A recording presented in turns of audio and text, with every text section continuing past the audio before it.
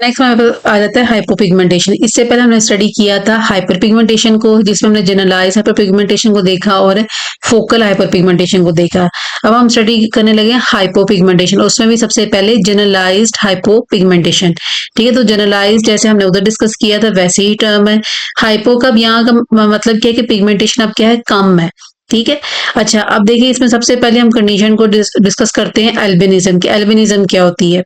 Albinism में basically क्या है कि जो आपका जो मेलानोसाइट का नंबर है वो क्या है, नॉर्मल है, लेकिन मेलानिन जो है वो उसकी प्रोडक्शन नहीं हो रही। क्यों? क्योंकि ये एक जेनेटिक डिसऑर्डर है जिसके अंदर क्या है, टायरोसिनेज जो एंजाइम है इन पर्सन्स के अंदर वो प्रेजेंट नहीं होता।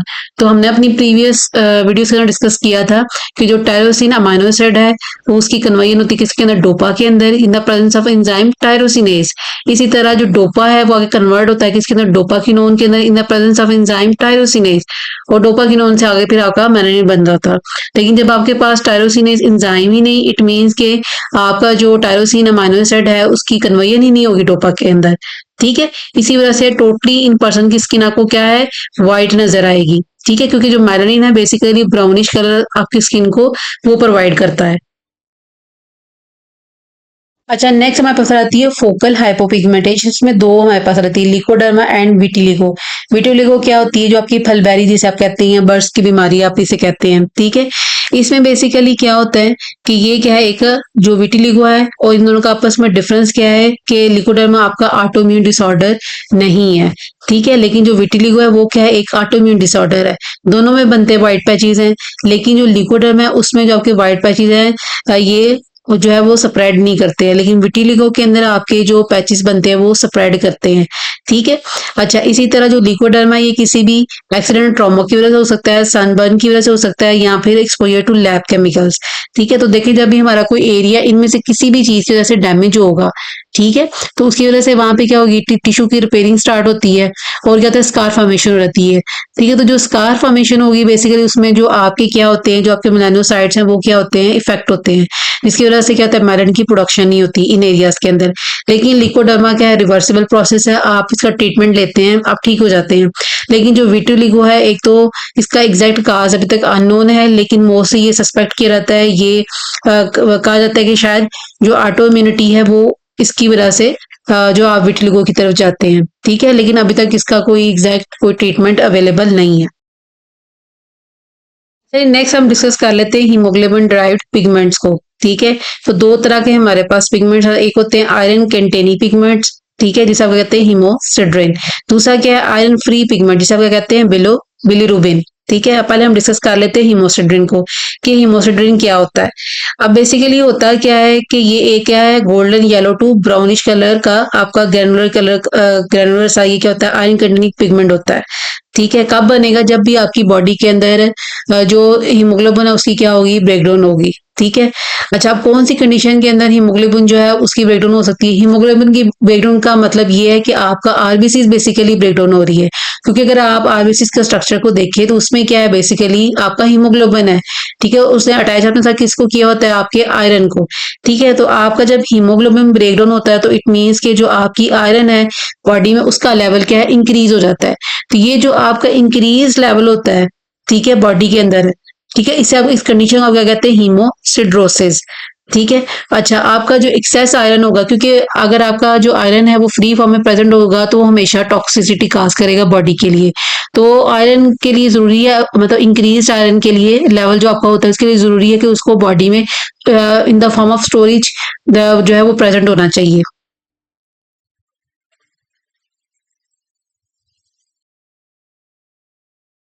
अच्छा, अब हम इस डायग्राम को देख लेते हैं कि बेसिकली जो हीमोसिड्रिन है वो कैसे आपके पास आता है।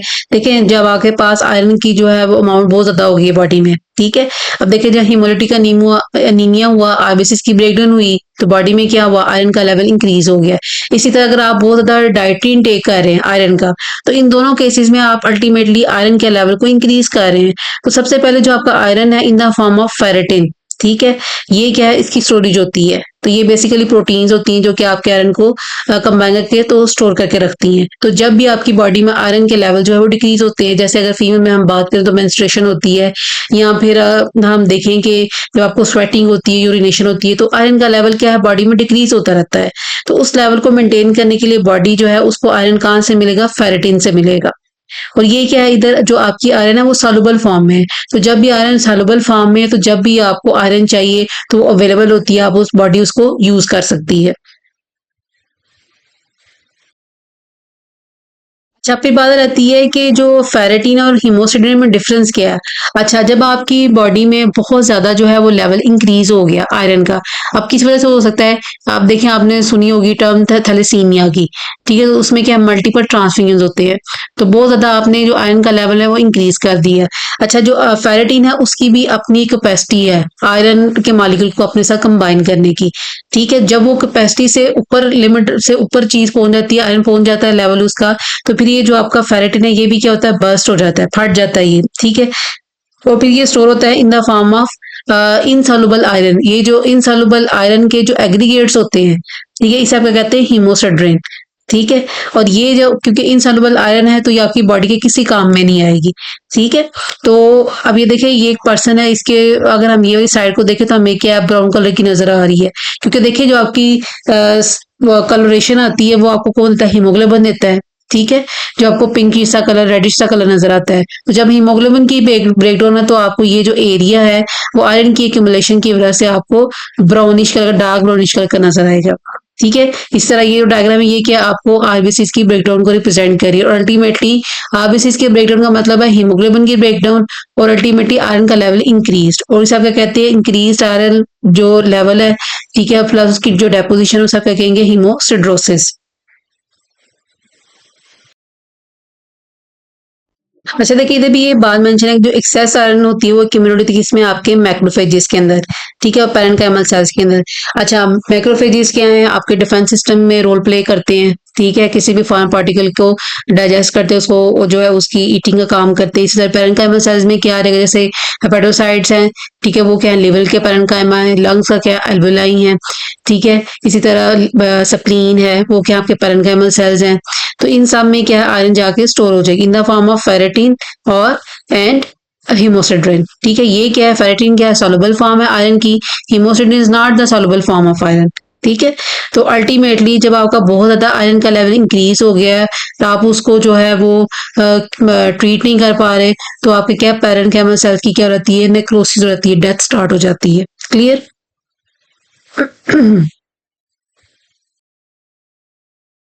जब भी अगर हम हीमोसिडोसिस में बात करें तो हमें पता लगती है लोकल हीमोसिडोसिस, इसका मतलब ये एक स्पेसिफिक एरिया में, और इसमें हम एग्जांपल दे लेते हैं हीमाटोमा फॉर्मेशन की।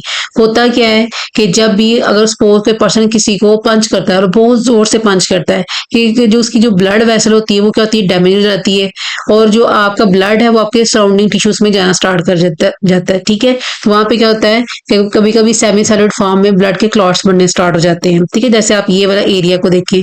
ठीक है, और उस कंडीशन को क्या कहते हैं, हीमाटोमा फॉर्मेशन। और हीमाटोमा, इससे अगर हम हाथ को देखें तो उसमें भी क्या हुआ है, हीमाटोमा फॉर्मेशन हुई है। अब ब्लूइश की उसकी नजर आती है आपको, क्योंकि ऑब्वियसली हीमोग्लोबिन की ब्रेकडाउन होनी है, और उसकी वजह से कुछ ऐसी प्रोडक्ट्स रिलीज होती हैं जो कि आपको ब्लूइश कलर दे देती हैं।